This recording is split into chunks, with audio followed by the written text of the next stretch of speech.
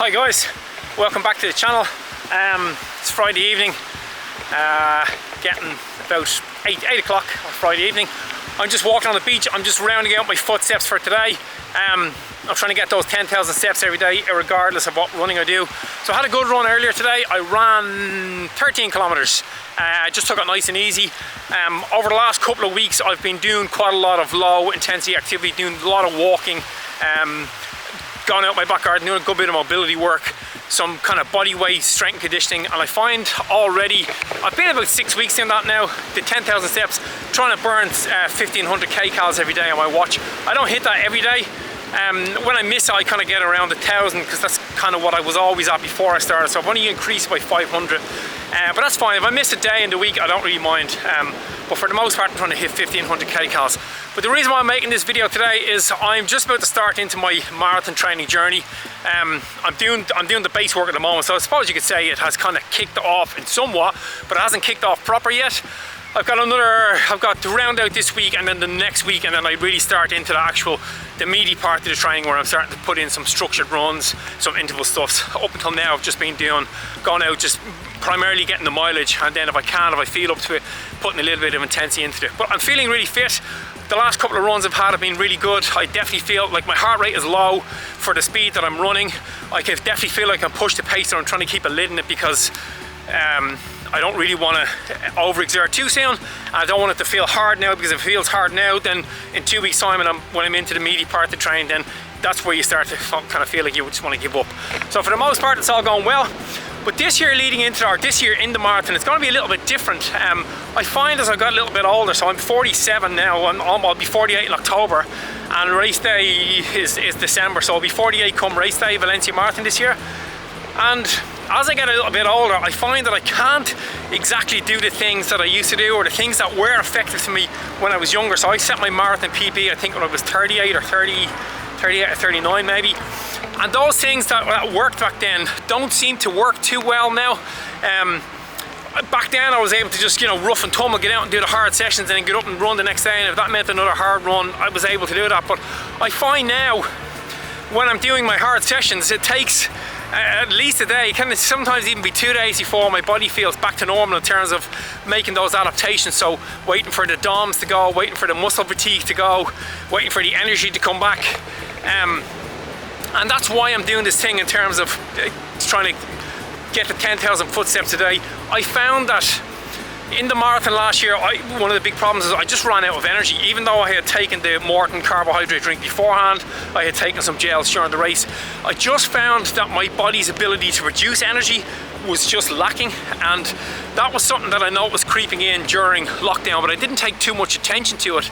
I just thought I was a little bit out of fitness. I was doing a lot of cycling during lockdown on the turbo trainer at home, but I wasn't doing a whole lot of running, so I just thought that I was kind of out of shape or out of whack with my running.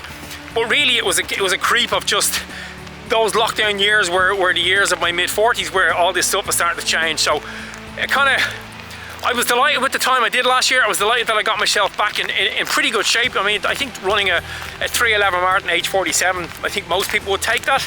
And I want to go back this year and perform better. In fact, I will perform better this year. I want to go much better. I definitely want to get the PB this year. And if I feel on the race day that I'm up for it, if I feel that I can go push out and try and get around that 3 hour mark, then I definitely will. I don't think it's something that has passed me by any stretch of the imagination.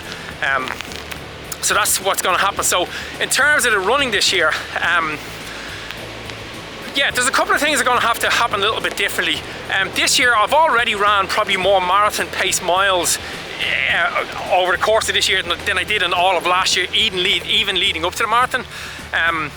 And I want to do a lot more of that in my training this year.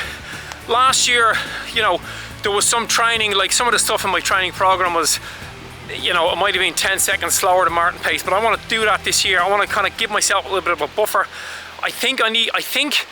I know I'm pretty good, and I work pretty well at that kind of just below that LT2, so at that marathon pace I can handle a lot of miles there. I can really handle it. I can really make the adaptations with those kind of marathon pace miles, and even anything just slightly slower or even just a touch faster, But once I get up to that kind of 5k pace, 10k pace, 5k pace, and anything above 5k pace, I can handle it when I'm doing it. It's just the next day I feel really worn out. So I'm gonna reduce that stuff. I'm not gonna focus a huge amount on the speed. I'll definitely do some strides in my training this year. And I think that will kind of keep the high end speed. I'll try and sharpen that a little bit. But in terms of trying to, like, I'll have a half marathon before the marathon, but I'm not going to do any specific half marathon training, because I definitely feel now as I get older that, you know, sacrificing maybe 4 or 5 weeks leading into the half marathon, just concentrating on that, it might make you 30 seconds faster on the day, but the fallback is I'm going to lose out on the marathon training, which I think suits me better as I get older. Like I said, I'm just much better at running at marathon pace. So if I take 4:15 as my marathon pace and look at maybe half marathon pace, maybe be 4:10 or 4:0, let's say 4:07, training even just those 5 or 6 seconds faster in all my intervals, it takes me so long to recover. My hips hurt, my knees hurt, and already this year I somewhat trained for a 10k. I was trying to get down to run 40 minutes in a 10k, but I didn't, because leading into it I just had this leg issue that just wouldn't resolve. So it's just a lesson, you know, it's not a problem if you learn from it. And I learned from that those days of doing those really hard fast sessions, I think, are past me. But I don't think that's going to be a problem, because you can definitely substitute it. My overall goal for this year will just be to make that structured long run at the weekend. I'm going to really nail that this year. Last year I did a good bit of running, I did some structured running, but the paces were maybe a little bit shy of what I was hoping to just get a PB last year. I was going into marathon saying if I go for a 3:05, and that was the goal. I ended up at 3:11, and when I look back, probably part of the reason why I ran out of energy was that those structured long runs, I didn't do long enough ones, and B, I could have sharpened up the pace of someone else. So I'm gonna hit them this year, because I recover quite well from them. I find that if I get home from one of those really long runs on a Sunday, let's say up around the 20 miles, 22 miles, even up to 23 miles. I didn't do a 24 last year, but I think I will this year. But I find that if I get home from that and just get a lot of calories into me, and then have a half an hour sleep in the afternoon, when I get up on Monday, there is usually a little bit of DOMS, a little bit of muscle soreness, but by Monday evening I'm usually good to go for like a light 10k run. So I'm gonna try and maximize that this year, and I'm not gonna worry too much about the interval sessions. I will do my interval sessions, but I just won't be hitting those. I just won't be pushing myself to hit that kind of 90-95% of my out and out speed. If I'm around 85% and pain free, I think that's going to be good enough just to like keep that sharp end speed. Doing that coupled with last year in the marathon training, I did once a week for maybe about 6 or 8 weeks leading into the marathon. I did a good one hard strength and conditioning session. This year I'm going to do 2. I definitely felt that was a key recipe, because my legs didn't fail me in that race, and I think that the reason why my legs were strong and the reason why I felt good doing that was because I had that strength and conditioning behind me. So this year I'm going to make sure that I hit 2, and the way I'm going to do that is I'll spread the 2, obviously 2 heavy sessions just with squats, deadlifts, you know, some Olympic pressing, overhead pressing, chest press, leg machines, leg extension, calf raises.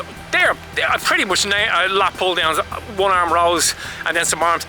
They're the exercises I do, and I'll just cycle them every week. For doing strength and conditioning for marathon training, you don't have to be overly, you don't have to complicate it. You don't have to have a huge variety of exercises. You get the ones done that work, you get in, you get out, you get them done. So I'm gonna get 2 of them this year, really bring on that strength, because like I said, I found last year in the race, especially in the latter part of the race, my legs still felt strong. It was just the fact that I felt like I was running out of energy. So I think if I double up on that this year, it'll be really good. And then the other thing, the last thing that I thought about is that I got the resolution to why I keep becoming anemic.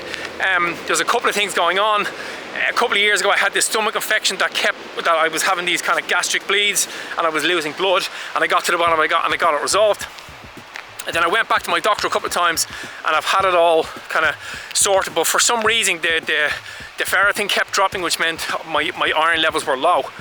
And I've got this weird thing. My doctor mentioned it to me in one of the visits I went to him. He kind of said it off the cuff, and because he said it off the cuff, I didn't think there was too much to it. I went home and I read about it, but I kind of thought that can't be me. And then I'm watching, if anybody watches Ran to Japan, Jake Burklow, he mentioned that he is also an iron deficient anemic, and his is a result of what my doctor said to me. It's the pounding of the feet on the ground causes a breakdown in the body's ability to absorb the ferritin. I think you're breaking down the hemoglobin in your red blood cells with the impact of your foot hitting the ground. And I am a heavy-footed runner, so it's great because I've went through all the tests. I had some what do you call it? With the camera down the throat, what do you call it? An endoscopy, and I had 2 endoscopies, and I had a colonoscopy, and then I went back and they did it again, and I had some stool samples. So they said that the infection that I had that was causing the initial disease is all gone, but it just so happens that I was struggling with this. So last year on race day, I didn't know it at the time, but I was anemic on race day. I was low on iron, and now that I have that sorted, that's going to be another. So I'm adding a couple of minutes for that, a couple of minutes for the strength and conditioning. If I lose an extra few kilos as well this year, there's definitely a handful of minutes coming in there. So if that gets me down around that 3:05, if I can get the long run sorted like I said I would, and get everything else under control, I could certainly be knocking at the door that 3 hours. So I'm feeling very optimistic about it.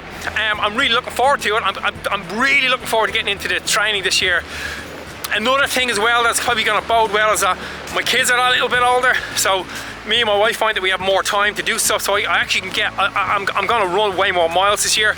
I think last year, I only hit 1 week last year, I think, where I went over 80, but this year that's going to, over 80 is going to be a common occurrence. I'm up to, I did 2 75k weeks here before I went on holidays. That was just easy running, so yeah, the volume is going to come up. And that's pretty much what I'm looking forward to in the next couple of weeks as I approach that marathon training. I will be documenting it here, and I'll be dropping some information about what I'm doing and how I'm doing it. So if you're interested in following the journey of a 47 come 48-year-old guy trying to PB a marathon under 3:08, well then that's where it's going to be. Anyway, in the meantime guys, you know what to do. Run far, run fast, but most of all, run sensible.